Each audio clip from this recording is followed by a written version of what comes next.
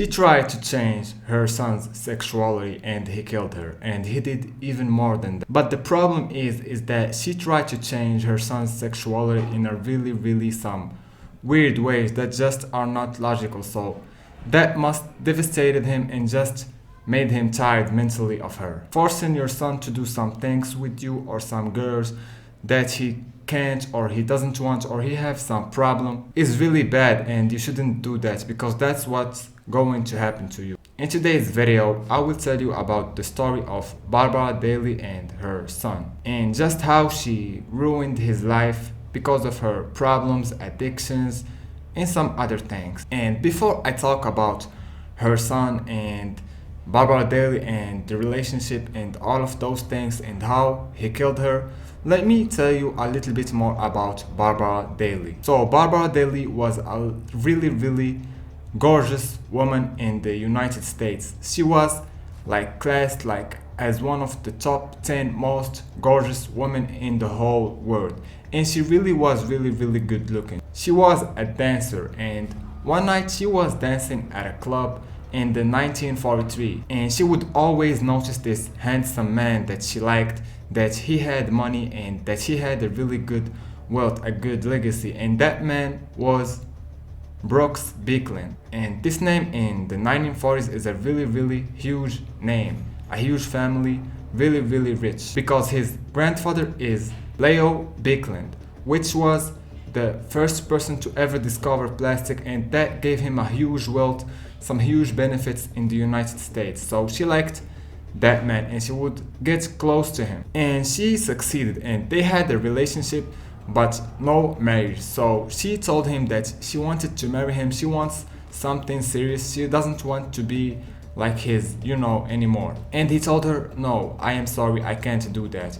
And that just made Barbara really stressed out and angry. So she found that she could lie to him, and she did actually, and she told him that she was pregnant, and he actually believed her. And after marrying her, she just told him that she was lying, and he didn't divorce her even after that. He was a man of his word. And after 2 years, she got really pregnant this time, and she gave birth after 9 months to her first son, Anthony Beekland, whom the story of today. He had just a normal life like anybody else. But his mother's addiction and his father's addiction too with alcohol just ruined actually his life. He didn't have that mercy, that to feel loved by someone, because his mother would always drink and she doesn't even have time for him. And one day Barbara found out that her son was in a relationship but not with a girl. That was a huge problem in the 1940s.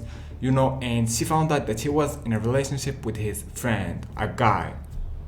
That made her so angry, and not even that. She found out that her husband was cheating on her with her secretary. And all the problems were to Barbara. She was so stressed out, so she divorced her husband. And now one problem went for Barbara, and she fixed this one problem with her husband, so she divorced him. But there is still another huge problem for her, and that's her son's sexuality. So she tried some methods to make him straight, and none of that worked out. The first method was just to take him and meet some other rich girls from rich family, really beautiful girls, so maybe he can fall in love with one of them and marry them together. He actually found this girl he was cool with, but he just didn't feel that energy.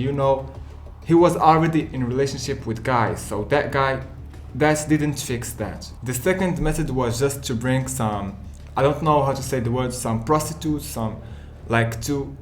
and she bring them to the house. And just imagine you are in your house alone, living your life, and you see some prostitutes, 3 or 4 naked, all of them. So maybe that would give him some sexual urge towards women, but actually that didn't really work out. Also, Barbara just got so angry and upset because none of that worked out. So she found out that maybe taking him to a psychiatrist would fix something. So she took him to a psychiatrist, and he told her that her son has a huge problem, which is schizophrenia, and if she just kept forcing him to change his sexuality, he would kill her. And What would you think Barbara would do? She would just forget about it. Yes, and no, that's not what happened. Barbara just got even crazy about it, and she tried this really weird method. So she forced him to live like a married life with her in almost any way you can imagine.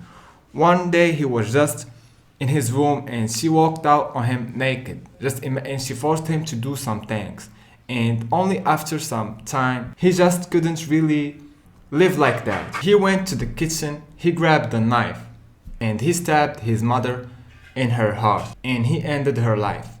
The police came and they didn't take him to the jail because he had some mental problems. So instead, they took him to the mental illnesses hospital. He was there acting like everything is cool.